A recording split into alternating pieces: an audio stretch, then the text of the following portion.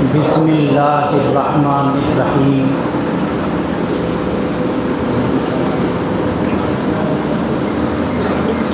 الحمد للہ الحمد للہ رب العالمین، والعاقبۃ للمتقین، والصلاة والسلام علی سیدنا محمد وآلہ وصحبہ وازواجہ وذریاتہ اجمعین، اما بعد، اعوذ باللہ من الشیطان الرجیم، بسم اللہ الرحمن الرحیم۔ یا ایھا الذین آمنوا قوا انفسکم واہلیکم نارا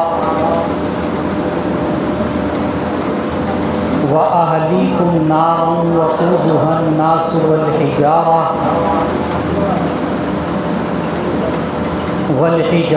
علیہا ملائکۃ غلاظ شداد لا یعصون اللہ ما امرهم وَيَفْعَلُونَ مَا يُؤْمَرُونَ۔ صدق اللہ العظیم۔ سبحان ربک رب العزۃ عما یصفون، وسلام علی المرسلین، والحمد للہ رب العالمین۔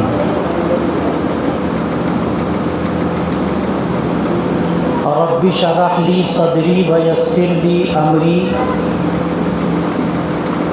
رب اشرح لی صدری ویسر لی امری، واحلل عقدۃ من لسانی۔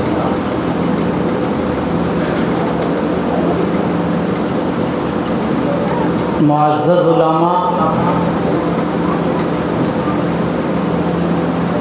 گرامی قدر سامعین، بزرگوں، نوجوان ساتھیوں اور پیارے بچوں،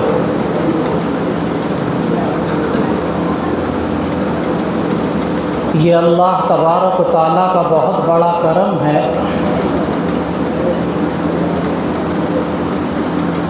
کہ اس نے اس بچے کو منتخب کیا۔ کیا نام ہے تمہارا؟ محمد معوذ۔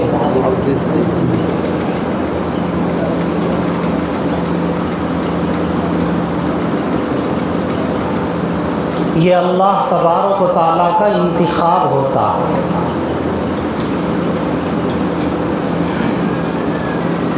ورنہ اس عمر کے بچے محلے میں بہت اس سے ذہین بھی ہوں گے، اس سے زیادہ سمجھدار بھی ہوں گے۔ پھر یہی بچہ کیوں حافظ بنا؟ یہ اللہ کا انتخاب ہے۔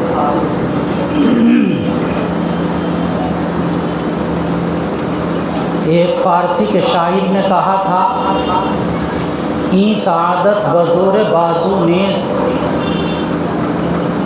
تانا بخشد خدائے بخشندہ۔ یہ اللہ کی بخشش ہے،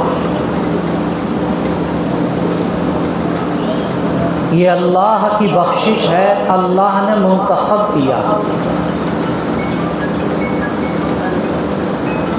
اس موقع پر جہاں اور بہت سارے کام ہیں، اس بچے کے لیے بھی،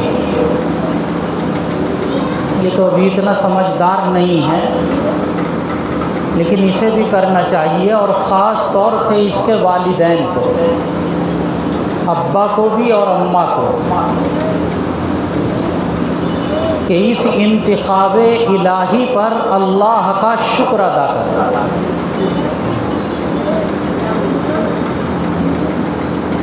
یہ اللہ کی نعمت ہے، نعمت، اس نعمت کے اوپر اللہ کا شکر ادا کریں۔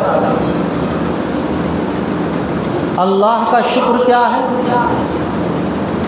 اللہ کا شکر زبان سے بھی ہے اور اللہ کا شکر بدن سے بھی ہے۔ اللہ کا شکر زبان سے یہ ہے کہ اپنی زبان سے کہیں کہ اے اللہ، ہم اس قابل نہ تھے، یہ آپ کی بخشش ہے۔ اور جیسے آپ نے اس بچے کے سینے کو قرآن پاک کے الفاظ کے لیے کھولا ہے، اے میرے مالک ایسے ہی اس کے سینے کو قرآن کے معانی اور مطالب کے لیے بھی کھول دیا۔ زبان سے شکر اور عمل سے شکر کیا ہے؟ جسم سے۔ جسم سے شکر یہ ہے کہ کم از کم 2 رکعت نماز شکرانے کی ادا کر، مغرب سے لے کر اب رات کے ختم تک، یعنی صبح صادق تک وقت ہی وقت ہے۔ یہ ہے جسم سے شکر۔ اللہ تبارک و تعالیٰ کا پاک ارشاد ہے کہ جب نعمت پر شکر ادا کیا جاتا، لئن شکرتم، تو اللہ تبارک و تعالیٰ اس میں اضافہ فرماتا ہے۔ اگر شکر ادا کریں گے تو انشاءاللہ اضافہ ہوگا کہ آج اللہ نے قرآن کا حافظ بنایا ہے، کل انشاءاللہ قرآن کا عالم اور عامل بھی بنائیں گے انشاءاللہ۔ عالم بھی اور عامل بھی انشاءاللہ۔ یہ بہت بڑی اللہ کی نعمت ہے، اتنی بڑی نعمت ہے یہ قرآن پاک کہ اس کائنات کے اندر اس سے بڑھ کر کوئی دوسری نعمت ہے ہی نہیں۔ یہ قرآن اللہ کا کلام ہے۔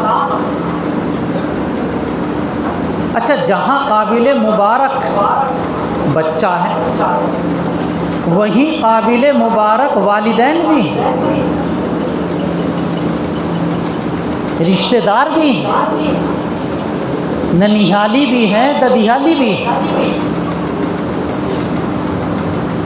وہ تمام کے تمام لوگ قابل مبارک ہیں جنہوں نے اس کے اندر محنت کی ہے، کوشش کی ہے، دلچسپی لی ہے۔ اسی مناسبت سے میں نے یہ سورہ تحریم کی آیت تلاوت کی۔ جو آیت میں نے تلاوت کی ہے یہ سورہ تحریم کی آیت ہے۔ کیا کہا اللہ تعالیٰ نے اس آیت میں؟ اس آیت کریمہ میں اللہ نے یہ ارشاد فرمایا، بسم اللہ الرحمن الرحیم، اللہ کے نام سے جو بڑا مہربان اور نہایت رحم کرنے والا۔ یا ایھا الذین آمنوا قوا انفسکم واہلیکم نارا، اے ایمان والو، تم اپنے آپ کو اور اپنے گھر والوں کو، وہ انفسکم، تم اپنے آپ کو، اپنی ذات کو اور اپنے گھر والوں کو جہنم کی آگ سے بچاؤ۔ آگ ایندھن سے جلتی ہے، پہلے لکڑیوں سے جلا کرتی تھی جناب، اب گیس سے جلتی ہے، یا بجلی کی طاقت سے جلتی ہے، لیکن آگ کے لیے ایندھن چاہیے۔ تو جی وہ جہنم کی جو آگ ہے اس کا ایندھن کیا ہے؟ گیس ہے، لکڑیاں ہیں، کیا چیز اس کا ایندھن ہے؟ اگلے حصے میں یہی بتایا کہ جہنم کی جو آگ ہے اس کا ایندھن دو چیزیں، وقودها الناس والحجارہ۔ کون کون ہے اس کا ایندھن؟ نمبر ایک اس کا ایندھن ہے انسان۔ دنیا کی آگ دہکائی جاتی ہے لکڑیوں سے، گیس سے، اور اس کا ایندھن نمبر ایک کیا بتایا؟ انسان۔ وقودها الناس والحجارہ، اور پتھر۔ روایت میں آیا کہ پتھر بھی کون سا؟ گندھک کا۔ یہ بھی پہاڑ میں ایک چیز ہوتی ہے گندھک، جو آگ کو بڑی سختی کے ساتھ پکڑتی ہے، جس میں بڑی شدت ہوتی ہے۔ تو یہ بتا دیا کہ اس کا ایندھن دو چیزیں ہیں، الناس اس کا ایندھن ہے اور اس کا ایندھن پتھر ہے۔ اس آگ سے اپنی ذات کو بھی بچاؤ اور اپنے گھر والوں کو بھی بچاؤ۔ اب سوال ایک یہ پیدا ہوتا ہے کہ جی اپنے آپ کو کیسے بچائیں اور گھر والوں کو کیسے بچائیں؟ بھئی اپنے آپ کو بچائیں، کوئی ایسی ڈریس ہے یونیفارم کہ اسے پہن لیں کہ جہنم کی آگ اثر نہ کرے؟ کہاں ملتی ہے وہ بتا دیا جائے۔ آج کل اس طرح کی پوشاکیں ہیں کہ ان کو آدمی پہن لے تو پھر آگ اس کے اوپر اثر نہیں کرے۔ تو آگ اپنے آپ کو آگ سے بچائے کیسے اور گھر والوں کو آگ سے بچائے کیسے؟ تو دونوں کا جواب آپ سنیے۔ اپنے آپ کو آگ سے بچائیں عمل کے ذریعے، اپنے آپ کو آگ سے بچائیں عمل کے ذریعے۔ بھائی زیادہ سخت اردو تو نہیں بولنا ہوں، سمجھ میں آ رہی؟ کس کے ذریعے؟ کس کے ذریعے؟ اپنی ذات کو بچائیں آگ سے عمل کے ذریعے۔ اب عمل کی دو قسمیں ہوتی ہیں، نمبر ایک مامورات اور نمبر دو منہیات۔ مامورات جن کو کرنا ہے، منہیات جن کو چھوڑنا۔ تو جو کرنے والے کام ہیں وہ کریں، نماز کرنے کا کام ہے کریں، زکوٰۃ کرنے کا کام ہے ادا کریں، روزہ کرنے کا کام ہے رکھیں، اللہ نے وسعت دی حج کرنے کا کام ہے کریں، تلاوت کرنے کا کام ہے کریں، ذکر اللہ کرنے کا کام ہے کریں۔ تو ایک ہیں مامورات جو کرنے کے کام، دوسرے ہیں منہیات جن کو چھوڑنا۔ بھائی چھوڑنے والی چیزیں کیا ہیں؟ غیبت ہے چھوڑنا، چغلی ہے چھوڑنا، حسد ہے چھوڑنا، گالی ہے چھوڑنا، فیشن ہے چھوڑنا، حرام ہے چھوڑنا۔ تو کہا کہ اپنے ذات کو، اپنی ذات کو جہنم سے بچائیں عمل کے ذریعے۔ احکامات الہی، شریعت کے جو احکامات ہیں ان پر عمل کر کے اپنی ذات کو جہنم کی آگ سے بچائیں۔ یہاں تک کا مطلب تو واضح ہوا۔ اب آگے چلیں۔ اگلی بات یہ ہے کہ گھر والوں کو آگ سے بچائیں، وہ کیسے؟ وہ بھی عمل کے ذریعے۔ نماز پڑھ لوں میں، سارے گھر والے بچ جائیں گے؟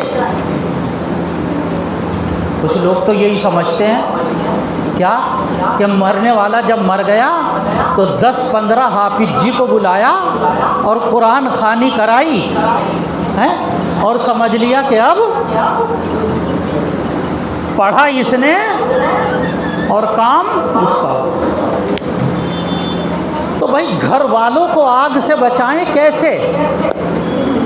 سنیے، گھر والوں کو آگ سے بچائیں گے مواخذے کے ذریعے، اپنی ذات کو بچانا ہے احکامات شریعت پر عمل کے ذریعے، اور گھر والوں کو بچانا ہے مواخذے کے ذریعے۔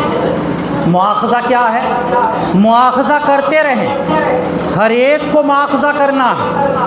اگر باپ ہے تو اولاد کا مواخذہ کرے، بڑا بھائی ہے تو چھوٹوں کا مواخذہ کرے، ماں ہے تو بچوں کا مواخذہ کرے، کارخانے کا ذمہ دار ہے، مالک ہے تو اپنے کام کرنے والوں کا مواخذہ کرے۔ تو ہر ایک کو مواخذہ کرنا ہے۔ کلکم راعن، ہر ایک کو کیا کرنا ہے؟ مواخذہ کرنا۔ کس بات کا مواخذہ کرنا ہے؟ اس بات کا مواخذہ کرنا ہے کہ اولاد نے نماز پڑھی یا یہ نہیں کہ خود نماز پڑھ لی، اب ہو گئے سکون سے کہ بھائی میں نے تو اپنی نماز، قرآن پڑھ لیا کہ جی میں نے تو قرآن پڑھ، نہیں، اپنے گھر والوں کا بھی کیا کرنا ہے؟ مواخذہ۔ شوہر ہے تو بیوی کا مواخذہ کرنا کہ اس نے نماز ادا کی ہے یا ادا نہیں۔ باپ ہے تو بچوں کا مواخذہ کرنا ہے۔ توجہ ہے آپ حضرات کی؟ مشکل بات تو نہیں چل رہی ہے؟ اچھا زیادہ سخت تو نہیں ہے؟ برا تو نہیں لگ رہا؟ اچھا چلیے برا لگ رہا ہے تو پھر کیا ہو؟ تو مواخذہ کرنا ہے گھر والوں کا، ہر ایک کو مواخذہ کرنا ہے جو ذمہ دار ہے اپنے ماتحت کا، ہر ایک کو مواخذہ کرنا ہے اپنے ماتحت کا۔ اس طریقے سے ماحول ہدایت کا بن کے آئے گا، گھر کا ماحول ہدایت کا بنے گا، محلے کا ماحول ہدایت کا بنے گا، شہر کا ماحول ہدایت کا بنے گا، لیکن وہ بنے گا مواخذے والا۔ جب مواخذے والا عمل آئے گا تو ہر ایک کو مواخذہ کرنا۔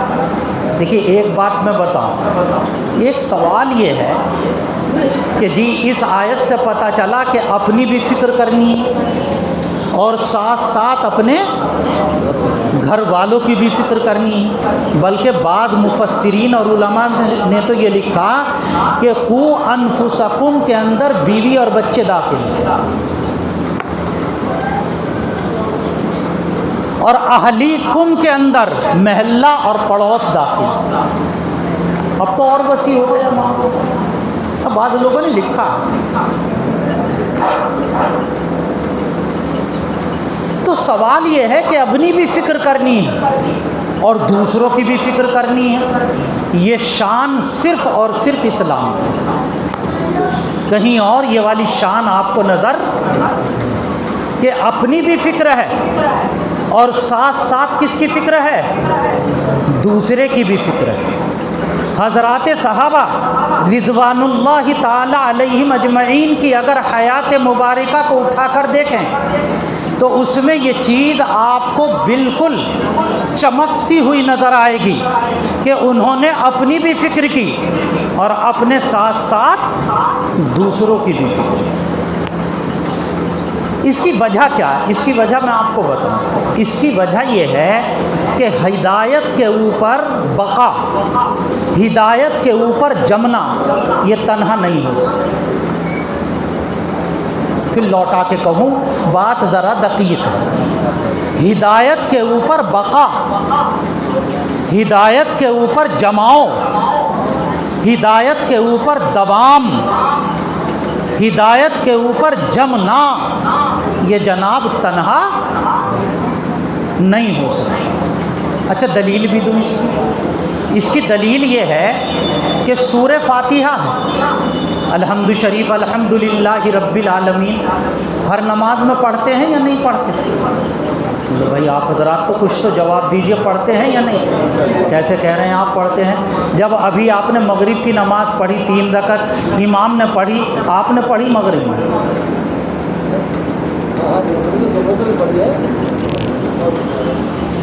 دیکھیں جواب تو دیجئے لیکن ذرا سوچ سمجھ کے جواب دیں۔ آپ کیا کہا؟ دیکھیں فرض نماز کے اندر امام نے پڑھی، ہم نے سنی۔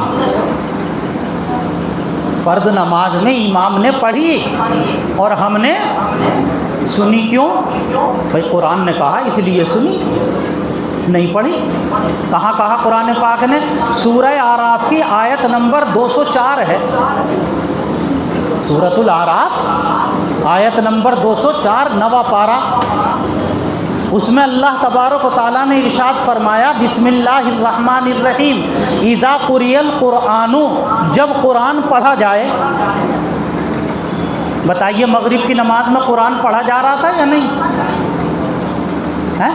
تو دیکھیں وہی بات آ رہی ہے کیا؟ اذا قرئ القرآن، جب قرآن پڑھا جائے تو دو کام کرنے، میں نہیں کہہ رہا، اللہ کی کتاب قرآن کہہ رہی ہے، اور یہ تو فرسٹ نمبر کتاب ہے، سب سے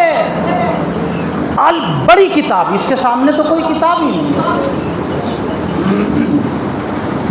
قرآن نے کیا کہا؟ فاستمعوا لہ، تو نمبر 1 غور سے سنو، اور دوسری بات کیا کہی غور سے سنو کے ساتھ؟ فاستمعوا لہ وانصتوا، خاموش رہو۔ تو قرآن نے 2 باتیں کہی تھی ہم سے، غور سے سنو، خاموش رہو، اس لیے ہم نے غور سے سنا اور خاموش رہے۔ البتہ جب سنتیں پڑھی اور جب نفلیں پڑھی تو اس میں سورہ فاتحہ پڑھی۔ بھئی یہاں کیوں پڑھی؟ نہیں، کبھی غور نہیں کیا آپ نے یہاں کیوں پڑھی؟ یہاں اس لیے پڑھی کہ بخاری اور مسلم میں روایت ہے، سب سے زیادہ صحیح روایت ہے، اعلیٰ درجے کی صحیح۔ کیا روایت ہے؟ لا صلاۃ لمن لم یقرأ بفاتحۃ الکتاب، اس آدمی کی نماز ہی نہیں ہوگی جو نماز کے اندر سورہ فاتحہ نہیں پڑھے گا۔ تو یہ جو حدیث بخاری مسلم کی ہے یہ اس آدمی کے لیے ہے جو تنہا پڑھے، اور جب آدمی نماز جماعت کے ساتھ پڑھ رہا ہے امام کے پیچھے، اس وقت کے لیے یہ حدیث نہیں۔ پھر سورہ اعراف کی آیت نمبر 204 ہے، آیت نمبر 204، قرآن پر بھی عمل ہو گیا اور حدیث پر بھی عمل ہو گیا۔ یہ ہے میرے بزرگوں اور ساتھیوں صحیح طریقہ۔ یہ کون سا طریقہ ہے؟ صحیح طریقہ۔ تو اب نکل کر بات یہ آئی کہ جب تنہا نماز پڑھیں گے، جب سورہ فاتحہ پڑھیں گے، جماعت کے اندر سورہ فاتحہ، یہ تو نکل کر آئی نا۔ تو تنہا نماز پڑھنا، میں تنہا میں سورہ فاتحہ پڑھوں، یہ تنہا یہ سورہ فاتحہ۔ اب آئیے سورہ فاتحہ پڑھ رہے ہیں، کیا پڑھے؟ الحمدللہ رب العالمین الرحمن الرحیم مالک یوم الدین ایاک نعبد و ایاک نستعین۔ اس کے بعد کیا پڑھا؟ اہدنا الصراط کیا ترجمہ ہے اس کا؟ میں کروں ترجمہ یہ ہے اہدنا الصراط المستقیم، سب پڑھتے ہیں کہ دکھا ہمیں، کیا ترجمہ؟ دکھا ہمیں راستہ سیدھا، دکھا۔ بھئی دیکھیے ہمارے اردو زبان کے ماہر ہے نا، یہاں پر انور صاحب بیٹھے ہوئے ہیں، دکھا ہمیں، ہمیں یہ ایک کے لیے نہیں، یہ تو بہت ساروں کے لیے بولا جاتا۔ اور سورہ فاتحہ پڑھ کون رہا ہے؟ بہت سارے یا ایک؟ تو کیا ہونا چاہیے تھا؟ اردو قاعدے کے مطابق ہونا چاہیے تھا دکھا مجھے، عربی میں ہونا چاہیے تھا اہدی،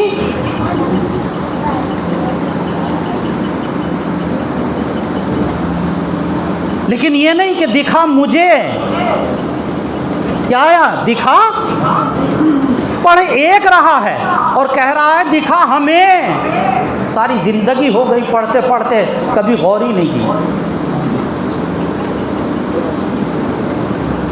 ارے پڑھ تو ایک رہا ہے، یہ کیوں کہہ رہا دکھا ہمیں راستہ سیدھا؟ یہ غور تو کرنے کی بات تھی یا نہیں تھی؟ کہنا تو یہ چاہیے تھا دکھا مجھے۔ وجہ کیا ہے؟ وجہ یہ ہے کہ یہاں ہدایت کا ذکر ہے، اور ہدایت تنہا آدمی کو ہو تو اس پر جمع نہیں رہ سکتا۔ جب ہدایت چوری جماعت کو ہوتی ہے جب اس کے اوپر جماؤ آتا۔ جب پورا ماحول ہدایت کا ہوتا ہے، جب ہدایت کے اوپر جماؤ آتا ہے، اس لیے دعا مانگ رہا ہے کہ دکھا ہمیں، ہدایت ہمیں دے، یعنی مجھے ہی نہیں، مجھے بھی دے، میرے بچوں کو بھی دے، مجھے بھی دے، میری بیوی کو بھی دے، مجھے بھی دے، میرے نوکروں کو بھی دے، مجھے بھی دے، میرے پڑوسیوں کو بھی دے، مجھے بھی دے، میرے محلے والوں کو بھی دے، مجھے بھی دے، میرے رشتہ داروں کو بھی دے، مجھے بھی دے، میرے پورے ماحول کو دے، اہدینا، ہم سب کو ہدایت سے نواز دے۔ اس لیے کہ ہدایت کے اندر مطلوب ہوتا ہے جب سب کو ہدایت ہوگی، جب اس کے اوپر جماؤ رہے۔ اگر ایک آدمی کو ہدایت ہو پورے گھر میں، نماز پڑھنے والا ایک، باقی سب کے سب نماز نہ پڑھنے والے ہوں، تو میرے بزرگ اور ساتھیوں آہستہ آہستہ سستی آ جاتی ہے۔ اب ایسی تقریر اگر کہیں ہم کرتے ہیں نا، تو تقریر کے بعد میں 2-4 عقل مند ہمیں پکڑ لیتے ہیں۔ وہ یہ کہتے ہیں مولوی صاحب کیسی بات کر رہے ہیں، میرا تعلق تو بہت سارے شراب پینے والوں سے، 25 برس ہو گئے ان کے ساتھ بیٹھنا اٹھنا ہے، شراب پینے والے، وہ شراب پیتے ہیں، میرے اوپر آج تک بھی اس کا اثر نہیں ہوا۔ میں کہا مجھے بھی پانی پلائیے سادہ بات۔ تو وہ کہتے ہیں کہ اتنا زمانہ ہو گیا ہم تو شرابیوں کے ساتھ بیٹھ رہے ہیں، ہمارے اوپر کوئی اثر ہی نہیں ہوا آج تک۔ آپ کیسے کہہ رہے ہیں کہ ہدایت کا جب ہدایت جب ہی ہوتی ہے، مطلوب وہ ہدایت ہے کہ جس کے اندر پورا ماحول ہدایت والا بن جائے، کہ ہمارے اوپر تو آج تک کوئی اثر ہوا ہی نہیں ہوا۔ اگر وہ غور کرے گا تو 25 سال پہلے جب وہ شرابیوں کے بیچ میں نہیں بیٹھتا تھا، جتنی شراب کی نفرت تھی، جب بیٹھنا شروع کیا تو وہ والی نفرت اس کے اندر باقی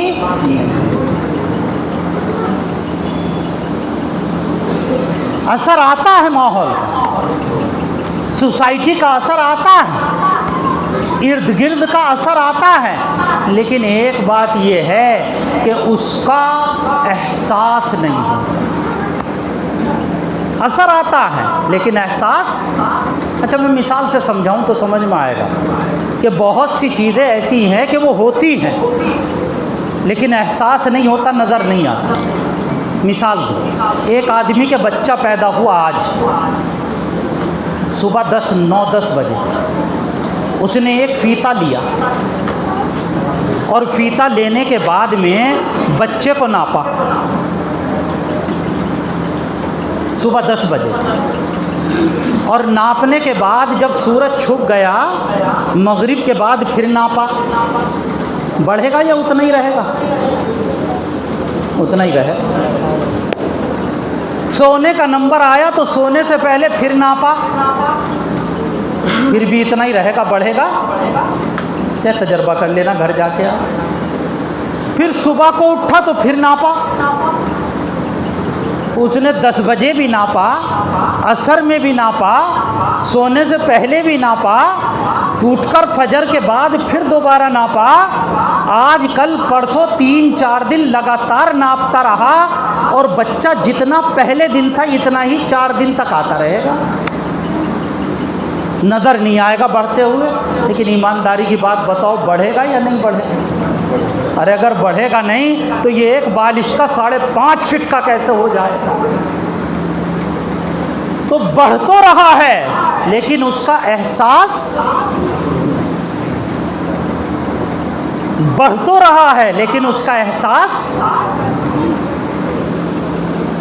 کہیں سے پانی ٹپک رہا ہے ایک بوند کر کے، نیچے پتھر کے اوپر بھی اس نے اپنی جگہ بنا لی، نشان بنا دیا۔ ایمانداری کی بات بتاؤ، پہلی بوند جو ٹپکی اس نے نشان بنایا؟ آخری جو ٹپکی اس نے نشان بنایا؟ لیکن بنا نشان کس سے ہے؟ اسی بوند سے بنا ہے، لیکن مسئلہ یہ ہے کہ وہ نظر، اس کا احساس نہیں ہوا ہم، لیکن نشان آیا۔ ایسے ہی جب ماحول ہوتا ہے تو ماحول کا اثر پڑتا ہے، یہ بات دوسری ہے کہ ہمیں اس کا احساس، اس لیے کہا یا ایھا الذین آمنوا قوا انفسکم واہلیکم نارا، اے ایمان والو اپنے آپ کو بھی بچاؤ اور اپنے گھر والوں کو بھی بچاؤ جہنم کی آگ سے، یعنی پورا ماحول بناؤ۔ یہ جو ہمارے حافظ صاحب نے بچے کو حافظ بنایا وہ اسی لیے کہ ذمہ داری صرف یہ نہیں ہے کہ میں حافظ بن گیا، بلکہ ذمہ داری یہ ہے کہ قرآن پڑھنا، قرآن کے حافظ ہمارے ماحول میں بھی پیدا، ہماری نسلوں میں بھی پیدا۔ یا ایھا الذین آمنوا قوا انفسکم واہلیکم نارا، کہ جب ماحول بن جائے گا تو اب بزرگوں اور ساتھیوں ہدایت پر جمنا آسان ہو جائے گا، ہدایت پر چلنا آسان ہو جائے گا۔ جب نماز کا ماحول بنے گا تو نماز کا پڑھنا آسان ہو جائے گا، جب قرآن کا ماحول بڑھے گا تو قرآن کی تلاوت کا کرنا آسان ہو جائے گا، جب ذکر اللہ کا ماحول بنے گا تو ذکر کا کرنا آسان ہو جائے گا، جب درود پاک کا ماحول بنے گا تو درود پاک کی تلاوت آسان ہو جائے گی۔ ایک حدیث پاک میں ہے اللہ کے نبی صلی اللہ علیہ وآلہ وسلم نے ارشاد فرمایا کل مولود یولد علی فطرت، کہ ہر بچہ فطرت پر پیدا ہوتا ہے۔ پھر بعد میں ماحول کا اثر کتنا ہوتا ہے آپ ذرا دیکھیے، فَأَبَوَاهُ يُهَوِّدَانِهِ وَيُنَصِّرَانِهِ وَيُمَجِّسَانِهِ، پھر اس کے ماں باپ یعنی اس کا ماحول اسے یہودی بنا دیتا ہے، اسے عیسائی بنا دیتا ہے، اسے مشرک بنا دیتا ہے، مجوسی بنا دیتا ہے۔ یہ ہے ماحول کا اثر۔ یہ کس کا اثر ہے؟ ماحول کا اثر۔ تو اس لیے یہ آیت میں نے پڑھی، آگے کیا کہا پوری آیت آپ کو پڑھ کے سنا دوں، ترجمہ کر دوں کہ اس آگ کا ایندھن کون ہے؟ یہ آ گیا دو چیزیں، وَقُودُهَا النَّاسُ وَالْحِجَارَةُ، کہ اس کا ایندھن دو چیزیں ہیں، نمبر ایک انسان۔ مفسرین نے لکھا کون سے انسان؟ کہا وہ انسان اس کا ایندھن ہوں گے جہنم کا، اس سے دہکایا جائے گا۔ جیسے ہم لکڑیوں کو جلاتے ہیں نا، تو لکڑیوں کو جلانے کے لیے کبھی کاغذ استعمال کرتے ہیں، کبھی لکڑیوں کو جلانے کے لیے چھوٹی چھوٹی لکڑیاں لا کے پہلے ان کو جلایا جاتا ہے، کبھی لکڑیوں کو جلانے کے لیے اس پہ پیٹرول ڈالا جاتا ہے، نہیں ہوتا اس طرح سے؟ تو جس طریقے سے اپنی آگ کو جلانے کے لیے ہم کاغذ پہلے جلاتے ہیں، ایسے ہی جہنم کی آگ کو دہکانے کے لیے کاغذ نہیں انسانوں سے کام لیا جائے گا۔ وہاں انسانوں سے کون سے انسان؟ وہ انسان کہ جن کی پوجا خدا کو چھوڑ کر کی گئی، والحجارہ، اور پتھر، علیہا ملائکۃ غلاظ شداد، کہ اس جہنم کے اوپر نگراں ہیں ایسے فرشتے۔ کون ہیں بھائی وہ جہنم کے اوپر نگراں؟ ان کو کہا جاتا ہے جہنم کا داروغہ۔ کیا کہا جاتا ہے انہیں؟ جہنم کا داروغہ۔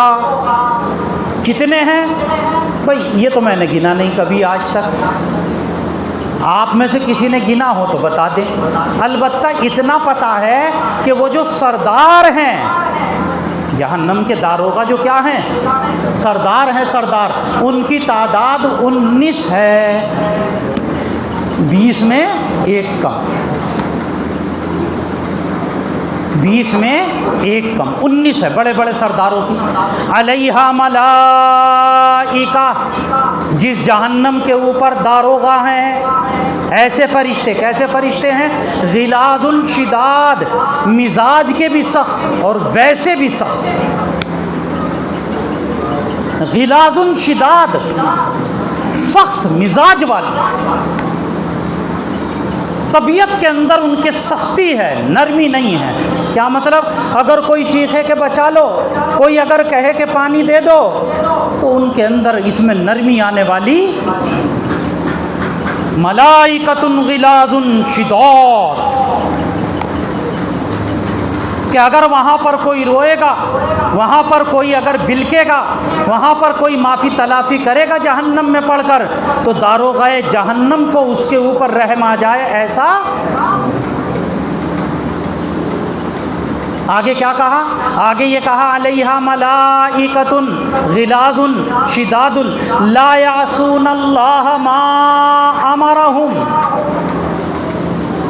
جو اللہ نے انہیں حکم دے دیا اس کی نافرمانی نہیں کرتے۔ اگر یہ کہہ دیا کہ اسے پکڑ کے جہنم میں ڈالنا ہے تو ڈالنا، اب چاہے وہ کتنا ہی چیختا رہے، کتنا ہی واویلا کرتا رہے، کتنی ہائے توبہ کرے، نہیں، لا یعصون اللہ ما امرہم، اللہ کے حکم کی نافرمانی ہے ہی نہیں، اللہ کے حکم کی نافرمانی ان میں ہے ہی نہیں۔ چیختے رہو وہ سننے والے نہیں، تڑپتے رہو ان کے دیکھنے والے نہیں۔ لیکن ہاں، ایک حدیث میں اللہ کے نبی علیہ الصلاۃ والتسلیم نے ارشاد فرمایا کہ کل قیامت کے دن ایک وہ طبقہ جس کے اوپر جہنم کا فیصلہ ہو جائے گا کہ بھائی اسے کہاں ڈالنا ہے، جہنم۔ اب فرشتے تو پیچھے ہٹیں گے نہیں، وہ تو جس کو کہہ دیا پکڑیں گے اور چل۔ لیکن ایسے وقت میں حدیث پاک میں آیا کہ حافظ قرآن، اللہ اکبر، کس کے بارے میں آیا بھائی؟ حافظ قرآن، اس کو اللہ تبارک و تعالیٰ کی طرف سے ایک خصوصی رعایت ملے۔ کہاں؟ میدان محشر میں، کل قیامت میں ایک خصوصی رعایت کس کے لیے ہوگی؟ حافظ۔ اب چاہے دنیا میں ہم کچھ بھی سمجھتے رہیں، کتنا ہی نکما سمجھیں، کتنا ہی بیکار سمجھیں، کتنا ہی گیا گزرا سمجھیں، لیکن اللہ کے یہاں حافظ قرآن کا مرتبہ بہت بڑا۔ ایک حدیث میں آیا ہے نا، یہ آیا کہ کل قیامت کے دن حافظ قرآن سے کہا جائے گا کہ قرآن کی آیتوں کو پڑھتا جا اور جنت کے درجوں پر چڑھتا جا۔ کتنا چڑھے گا؟ کتنے درجے چڑھے گا؟ ہمارے ایک بہت بڑے عالم گزرے ہیں، امام اہل سنت والجماعت حضرت مولانا عبدالشکور صاحب لکھنوی نور اللہ مرقدہ۔ انہوں نے بڑی ایک نکتے کی بات لکھی، وہ آپ سماعت کریں۔ انہوں نے کہا کہ قرآن اللہ کا کلام، اللہ کی صفت۔ توجہ ہے آپ حضرات کی؟ قرآن اللہ کا کلام، یعنی اللہ کی کیا ہے یہ، اور اللہ کی ذات، اس کی بھی کوئی حد نہیں، اور جناب اللہ کی صفت ہے، اس کی بھی کوئی حد۔ اللہ کی صفت ہے، اس کی بھی کیا نہیں ہے کوئی حد۔ تو جب حد نہیں ہے تو پتہ چلا کہ یہ کلام الہی، اس کی کوئی حد ہی نہیں ہے، اور کہا یہ جائے گا کہ جہاں تک پڑھے گا وہاں تک تجھے مرتبہ ملے گا۔ تو جب قرآن کی کوئی حد نہیں تو اللہ کے یہاں حافظ قرآن کے مرتبے کی بھی کوئی حد نہیں۔ یہ بات کس نے نقل کی ہے؟ کس کی نقل کی ہے؟ میں نے امام اہل سنت والجماعت حضرت مولانا عبدالشکور صاحب لکھنوی نور اللہ مرقدہ نے لکھا۔ تو خیر بتا تو کچھ اور رہا تھا، یہ بیچ میں ایک بات یاد آ گئی ذہن میں عرض کی، تو عرض یہ کر رہا تھا کہ وہ جو حدیث پاک ہے نا کہ ایک شان ملے گی کس کو؟ حافظ قرآن کو، ایک خاص امتیاز کیا ملے گا؟ اللہ کی طرف سے یہ اعلان ہوگا کہ جن بندوں کے اوپر یہ فیصلہ ہو چکا کہ یہ جہنم والے ہیں، جہنم میں ڈالے جا رہے ہیں، حافظ قرآن سے کہا جائے۔ اللہ اللہ اللہ قدردانی کی توفیق عطا فرمائے۔ کس سے کہا جائے گا؟ حافظ قرآن سے۔ کیا کہا جائے گا؟ یہ کہا جائے گا کہ ان جہنمیوں میں سے جن 10 کے اوپر تو ہاتھ رکھ دے گا، تیرے ہاتھ رکھنے کے صدقے میں ہم انہیں جہنم سے ہٹا کر جنت والا بنا دیں۔ اب بتاؤ، جب اس بچے سے کہا جائے گا کہ 10 آدمیوں کی شفاعت کر، سفارش کر، تو یہ اپنی اماں کو بھول جائے گا؟ ابا کو بھولے گا؟ دادا کو، نانا کو بھولے گا؟ رشتہ داروں کو بھولے گا؟ تو اس حدیث پاک سے پتہ چلا کہ جس گھر میں حافظ قرآن ہو جاتا ہے، آپ توجہ کریں میرے جملوں پر، جس گھر میں کیا ہو جاتا ہے؟ حافظ قرآن، دنیا میں رہتے ہوئے اس گھر والوں کے لیے جنت کا سامان ہو جاتا ہے، جنت کا سامان ہو جاتا ہے۔ اللہ اللہ۔ اور مرتبہ کیا ہے؟ ایک حدیث اور سن لیں، حدیث پاک میں آیا، اللہ کے نبی علیہ الصلاۃ والتسلیم نے ارشاد فرمایا، اشراف امتی، میری امت کا اشراف طبقہ، شرفا کا طبقہ، کس کا طبقہ؟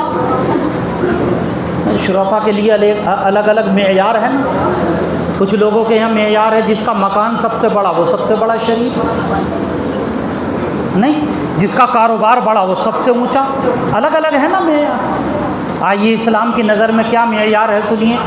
اسلام نے فرمایا، اشراف امتی حملۃ القرآن، میری امت کا اشراف طبقہ جو ہوگا وہ ہوں گے جو قرآن پاک کے حامل ہیں، قرآن پاک کے کیا ہیں؟ جو حافظ ہیں،